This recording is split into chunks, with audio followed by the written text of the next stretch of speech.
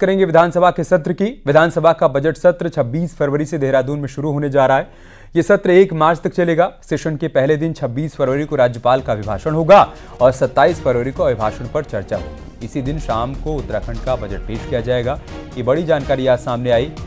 Budget सत्र की तैयारियां पूरी हो गई हैं। 26 फरवरी को राज्यपाल का अभिभाषण होना है और 27 फरवरी की शाम को अभिभाषण पर चर्चा होगी। इससे पहले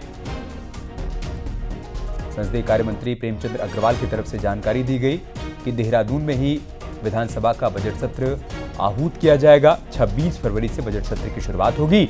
26 फरवरी को राज्यपाल का अभिभाषण होगा और फिर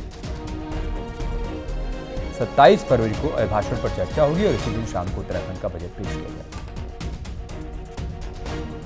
उसमें महामहिम राज्यपाल जी का भाषण होगा। उसके बाद कार्यमंत्रणा समिति जो तय करेगी, फिर उस दिन हम लोग अपने इस प्रदेश का बजट लाएंगे। हम सभी क्षेत्रों को कवर करेंगे। समग्र विकास करना हमारी प्राथमिकताओं में है। उत्तराखंड का समग्र विकास हो।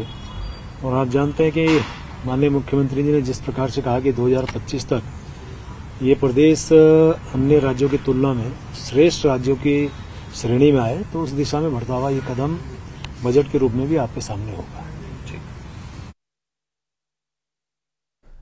और देहरादून से हमारे सहयोगी सुनील और प्रभात इस वक्त हमारे साथ जुड़ चुके हैं। सुनील, बताइए बजट सत्र को लेकर क्या जानकारियां हैं आपके पास?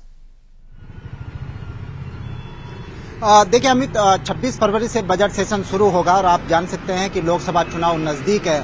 चुनाव से ठीक पहले जो बजट सेशन है इसके काफी गर्माहट भरा और हंगामेदार होने की आशंका है, क्योंकि जिस तरह से अभी आपने संसदीय कार्य मंत्री को, जो वित्त मंत्री भी हैं, उन्होंने कहा कि हमारा बजट लगभग तैयार हो चुका है। ये माना जा रहा है कि ये बेहद लोक लुभावन बजट होगा जो 27 फरवरी को पेश हो सकता है सदन में, क्योंकि लोकसभा चुनाव नजदीक हैं।